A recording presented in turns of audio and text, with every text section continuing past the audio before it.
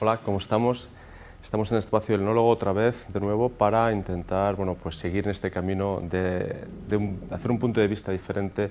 a lo que es el conocimiento del vino que habitualmente se está teniendo.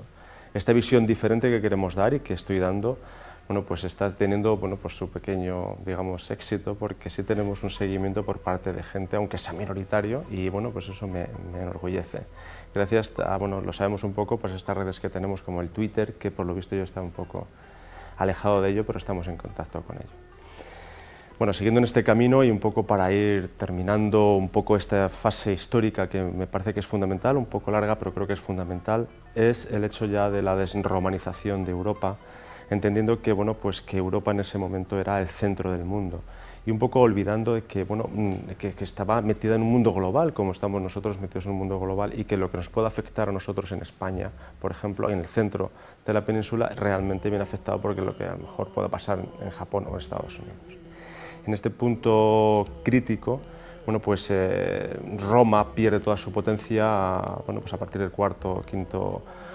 siglo, un poco por las debilidades derivadas del cristianismo, de la nueva religión que se influenció y que digamos, desmontó con esa moral un poco derivada de la Iglesia, no del Evangelio, y que un poco dejó que se arrasase por completo por parte, incluso, recordemos a Atila, ¿no?, que arrasó y devastó prácticamente como pueblo germano a la Roma más imperial. Aunque Roma se defendió casi 1000 años más en su trayectoria con el Imperio Oriente en Bizancio. Dicho estas cosas y utilizadas, el vino siempre ha estado con ello y ha tenido esos declives, esas deformaciones, esas formaciones y tal.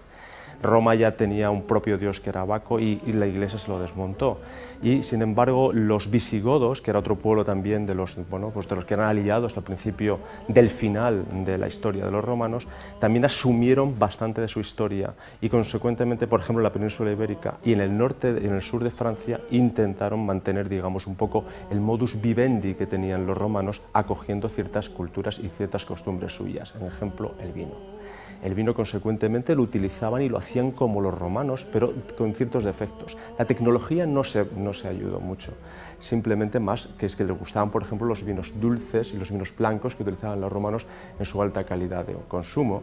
y que, un poco porque los vinos tintos que tenían eran tan desagradables, tan profusos, que les pasaba lo que los romanos tenían que aclararlos, y lo aclaraban con cola de pez o con yeso de mármol, con polvo de mármol, e incluso para poder saborizarlos, en vez de guardarlos en las bodegas como las guardamos ahora actualmente, se guardan actualmente las vasijas, los dolium, aquellas cráteras que tenían, los subían encima de las casas y con el ahumado de las chimeneas es como, digamos, ahumaban y los vinos eran mucho más suaves.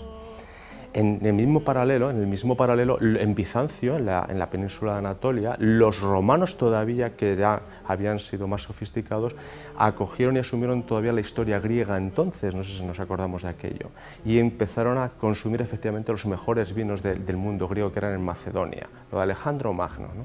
Y entonces, a partir de ahí, tuvieron toda esa trayectoria a lo largo de la Edad Media,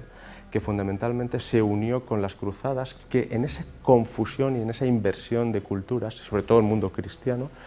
las cruzadas lo que hicieron era asumir de la península de Anatolia las variedades más finas que tenían, digamos, Oriente para trasladarlas a Occidente, sobre todo los franceses. Recordemos variedades y las explicaremos en su posterior momento, como la Moscatel, la Malvasia o la Chardonnay, que ellos dicen, ¿no? A partir de aquí, esa confusión y esa comunión entre ambas situaciones que se va generando,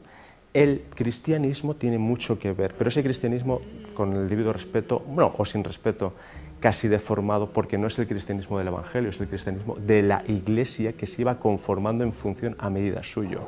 Curiosamente, esa medida que iba dando esa Iglesia era un poco esa teología que le venía como muy bien y como muy cercana a la política de la época romana.